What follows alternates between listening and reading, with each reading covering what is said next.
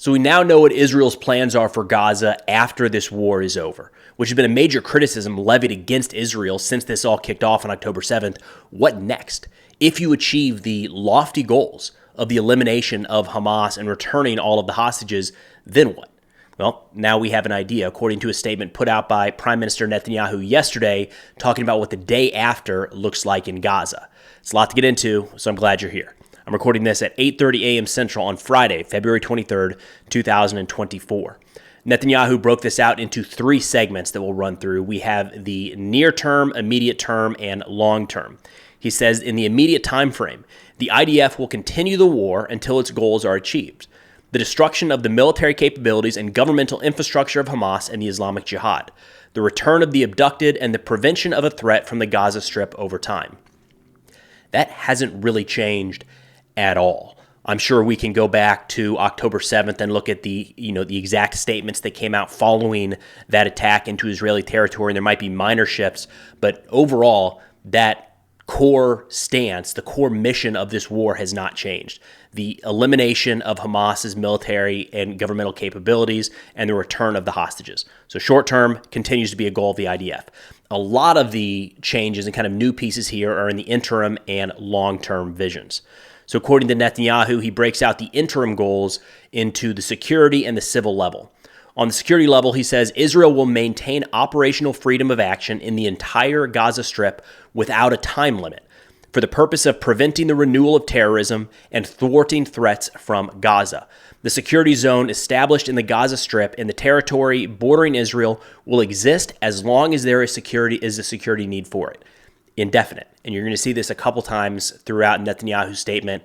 They will continue to have troops and a military presence in Gaza, according to Netanyahu, so long as they perceive that that threat continues.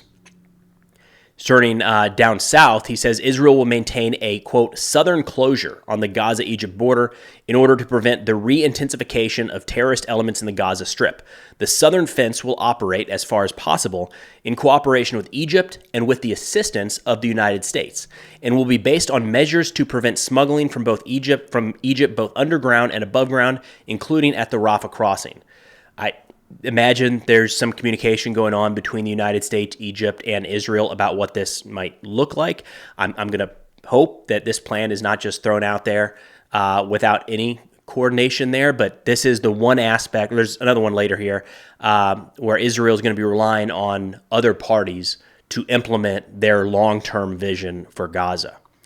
He says Israel will have security control over the entire area west of Jordan, including the envelope of Gaza, to prevent the strengthening of terrorist elements in the Palestinian Territories and the Gaza Strip, and to thwart threats against Israel. So in this part, they're looping in, essentially he's saying Israel will have entire security control over Gaza, Israel, and the West Bank. That is the area west of Jordan. So this is the only time throughout this statement they're kind of including the West Bank in some of these comments.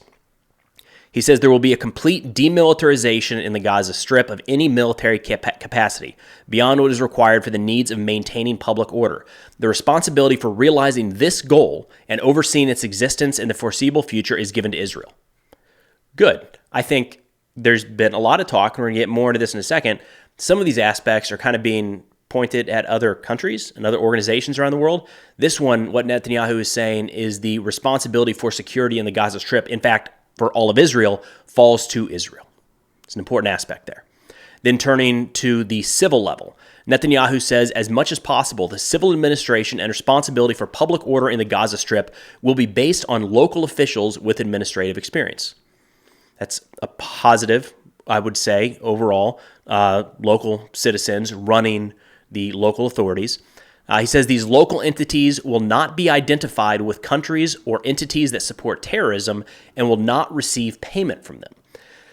Of course, Israel is going to be the one making that determination of what countries support terrorism, what organizations within those countries support terrorism, and what entities support terrorism. That can get finicky at times. It's not as clear-cut as I think, we could step back from this and saying, great, Iran is not going to be involved. I think it's going to be more nuanced than that. When you get into some of the financial arrangements between, say, Qatar and Hamas, is Qatar eliminated from any sort of financial support to these new governing entities in Gaza? That's going to be That's going to be tricky, and it even gets more complicated here in a second.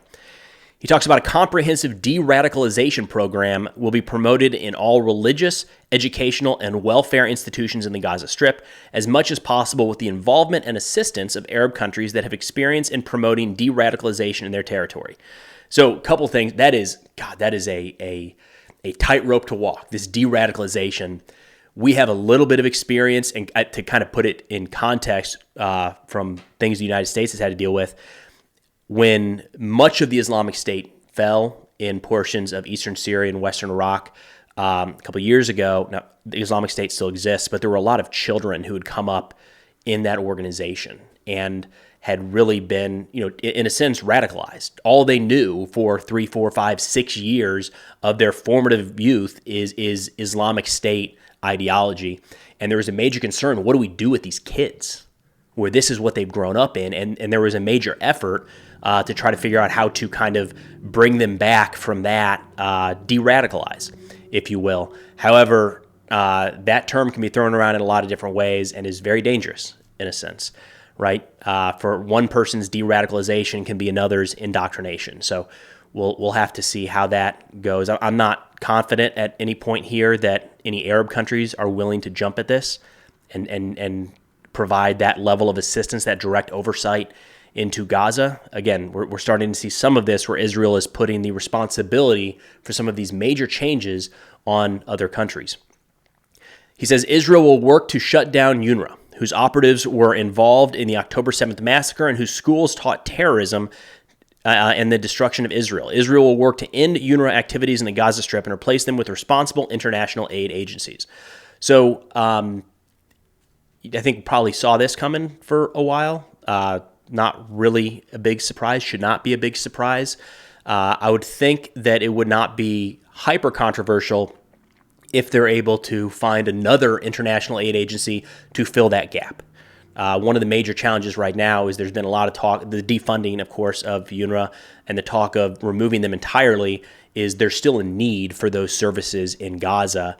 So if they are removed, hopefully it gets less pushback so long as it's backfilled with another organization. They say the restoration of the Strip will only be possible after the demobilization is completed and the de-radicalization process begins. The rehabilitation programs will be financed and led by countries acceptable to Israel. That's a bit different than the security situation. If you remember the previous portion, the security situation is entirely the responsibility of Israel. The rehabilitation programs will be financed and led by other countries that Israel is going to approve of.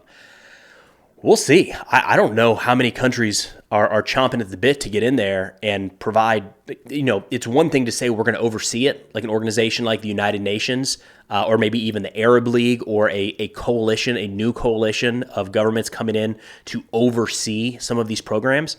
But the way I read that is Israel saying somebody else is going to come in here and finance the rebuilding of Gaza. I think that's a tough sell right now. And then shifting to the long term here, which I feel like Netanyahu is kind of saying two things at once. Maybe this has to do with some aspects of Israeli domestic politics. Maybe some of you can fill me in here. But he says Israel outright rejects international dictates regarding a permanent settlement with the Palestinians.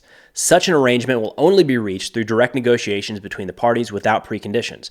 Israel will continue to oppose the unilateral recognition of a Palestinian state. Such recognition in the wake of October 7th massacre would give a huge reward to unprecedented terrorism and prevent any future peace settlement.